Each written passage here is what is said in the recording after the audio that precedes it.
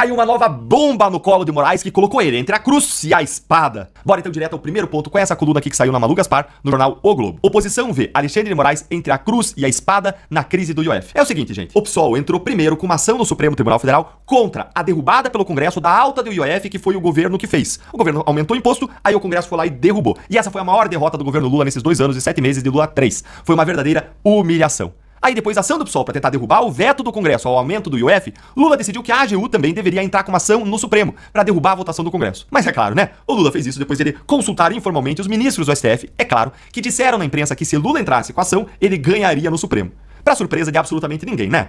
O caso caiu por sorteio com o ministro Gilmar Mendes, mas ele jogou a bola pro Alexandre de Moraes, dizendo que ele já estava relatando, o Alexandre de Moraes já estava relatando um outro processo sobre o mesmo assunto que tinha sido movido pelo PL. Pois bem, isso colocou o Alexandre de Moraes mais uma vez em uma situação delicada, porque ele já é alvo de vários ataques de várias frentes diferentes. Bora ver aqui o que diz a matéria. Senadores que fazem oposição ao governo Lula veem Moraes numa situação delicada na resolução do impasse. Por um lado, se o ministro atender o Palácio do Planalto e suspender a decisão do Congresso dos parlamentares, a decisão será interpretada como uma declaração de guerra ao Congresso e arrastará o Supremo para o centro da crise. Por outro lado, se negar o pedido do governo Lula, o ministro vai frustrar o Planalto e isolar ainda mais o presidente da República, que amargou a maior derrota do seu terceiro mandato com a suspensão do decreto. Isso me leva ao segundo ponto meu aqui. Você consegue perceber como a escolha é difícil para Alexandre de Moraes? A escolha entre arranjar uma briga com o governo ou então arranjar uma briga com o Congresso, quando Alexandre de Moraes já tem uma grande guerra contra toda a direita. Ele tá então entre a cruz e a espada. Só que tem um grande porém que deixa essa equação mais complexa. Abrir uma vaga no TSE. E se tem uma coisa que Alexandre de Moraes se preocupa mais do que tudo, é com aparelhar o TSE com seus aliados, porque ano que vem nós temos eleições presidenciais. A direita vem forte e Moraes vai fazer de tudo para que a direita não consiga eleger uma maioria no Senado. A ponto dele mesmo chegar a falar com governadores, pedindo para eles concorrerem ao Senado. E nesse contexto, a ocupação dessa vaga no TSE é absolutamente central.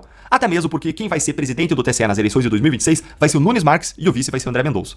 E aí, como quem indica ministro do TSE é o Lula, o medo do Congresso é que a decisão do Moraes já esteja pronta. Dá uma olhadinha aqui, ó. Moraes já deixou claro para integrantes do governo Lula que é a favor da recondução ao cargo do ministro Floriano de Azevedo Marques, de quem é amigo pessoal há décadas. Para o interlocutor de Bolsonaro, Moraes não vai querer contrariar o governo Lula em um momento em que trabalha pela indicação de Floriano ao TSE. A vida como ela é, resume esse interlocutor. A vida como ela é em Brasília. Tudo é movido por interesses, não pelo direito e nem pela justiça. Afinal de contas, se fosse o direito que mandasse, o Congresso ganharia essa briga sobre o IOF, porque o IOF ele não pode ser aumentado como um instrumento de arrecadação como o governo está fazendo.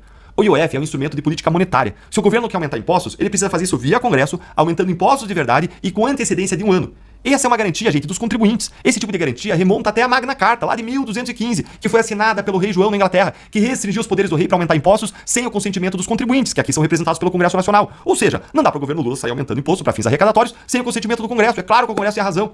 Pois é, gente. Indo aqui pro meu terceiro ponto, sobre a lição da minha experiência pessoal com Moraes, que se aplica aqui nesse caso. Vocês lembram da minha cassação? Naquela mesma época, havia